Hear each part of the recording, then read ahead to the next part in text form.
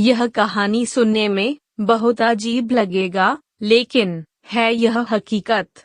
यह कहानी है चंडीगढ़ के एक छोटे से गांव की, जहां का एक शख्स, जिनका नाम नीतीश, जो कि काल्पनिक नाम है, उन्होंने हमें ईमेल के माध्यम से अपनी निजी जीवन की कहानी बताया, जो मैं आप सबके समक्ष प्रस्तुत कर रहा हूँ। नीतीश बताते हैं कि उनकी शादी बगल के ही एक गांव में 21 वर्षीय लड़की सीमा, जो कि काल्पनिक नाम है, से तय हुई। नीतीश के परिवार में अकेले भाई हैं, वहीं सीमा 2 बहन थी। जो सीमा थी वो बड़ी थी तथा उसकी एक और छोटी बहन थी। नीतीश और सीमा की शादी की तारीख 2 महीने आगे थी, तो इस 2 महीने में खरीदारी भी करनी थी। दोनों परिवार का बाजार एक ही लगता था, जिसके कारण रोज एक दूसरे के परिवार मिल जाया करते थे। इसी क्रम में सीमा की जो छोटी बहन थी, वो अपने माँ के साथ हमेशा बाजार जाया करती थी। वो अक्सर नीतीश को देख लेती, जिसके कारण नीतीश और सीमा की छोटी बहन में बातचीत हो जाती थी। लेकिन सीमा और नीतीश शादी से पहले कभी एक दूसरे के साथ नहीं मिले थे। सीमा संस्कारी होने के साथ साथ शर्मीली भी थी, लेकिन जो उसकी बहन थी, वो नीतीश को हर बात बता देती थी। अब शादी के दिन नजदीक आ गए थे, तैयारियां भी सब कुछ हो गया था। अब इंतजार था तो बस उस घड़ी की, जिसका इंतजार सभी को था। रात में बारात आई और शादी संपन्न हुआ। सुबह जब सीमा के घर वाले सीमा की विदाई कर रहे थे, तब सीमा बहुत रो रही थी, जिसके कारण विदाई नहीं हो रही थी। ऐसे में फिर सीमा के साथ छोटी बहन को भेजा गया ताकि सीमा चुप हो सके और 1-2 दिन में वापस आ जाएगी। तब तक सीमा का मन भी वहां लग जाएगा। अब शादी संपन्न होकर बारात वापस आ गई थी। नीतीश के घर वालों के द्वारा सीमा और नीतीश के अभिवादन के रूप में अच्छी पकवान बनाई गई थी। सभी लोग खाए और अपने अपने घर घर गए। अब वो घड़ी आ चुकी थी, जिसका इंतजार एक लड़का लड़की सालों से करते हैं, और वो है सुहाग रात। शाम हो चुकी थी। मेरे घर में कुल 5 लोग ही थे, जिसमें माता पिता, सीमा, नीतीश और सीमा की बहन बस।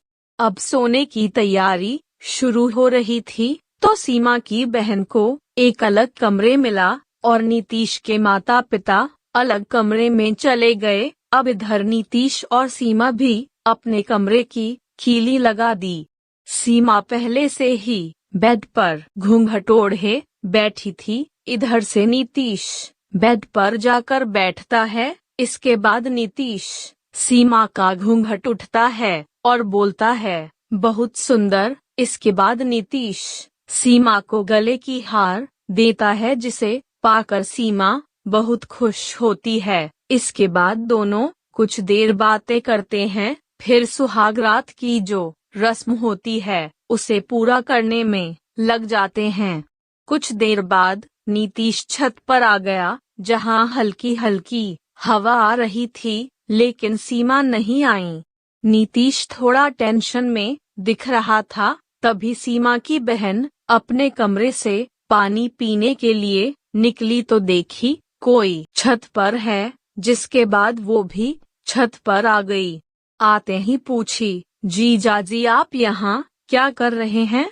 जिस पर जवाब देते हुए नीतीश बोला कि कुछ नहीं, बस यूं ही।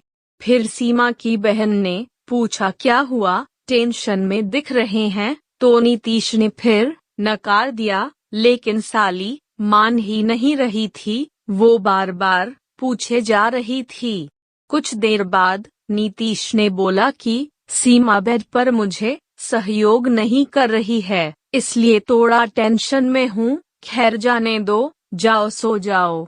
जिस पर सीमा की बहन ने बोली कि बस इतनी सी बात है, टेंशन न लीजिए, मैं हूँ ना।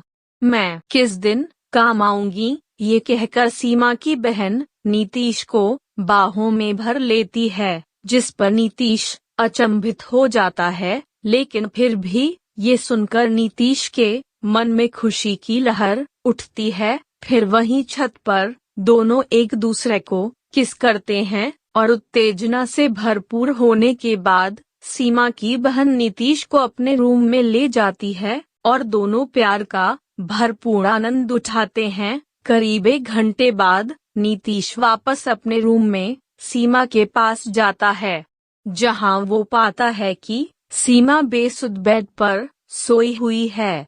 नीतीश भी पास में आकर सो जाता है। इस तरह से सुहागरात में पत्नी की जगह साली ने मोर्चा संभाल लिया। सीमा सुबह उठकर स्नान कर सभी के लिए चाय नाश्ता बनती है, लेकिन अभी तक सीमा की बहन नहीं उठती है। फिर सीमा उसे जाकर जगाती है। सभी लोग बहुत खुश थे।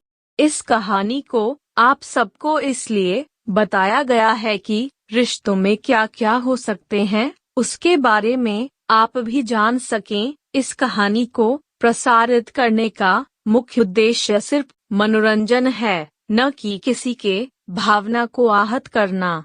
वीडियो अगर पसंद आया है तो प्लीज सब्सक्राइब कीजिए हमारे चैनल कहानी मजेदार को, तथा वीडियो को लाइक कीजिए, कमेंट कीजिए और अपने मित्रों में शेयर कीजिए। वीडियो देखने के लिए आप लोगों को बहुत बहुत धन्यवाद।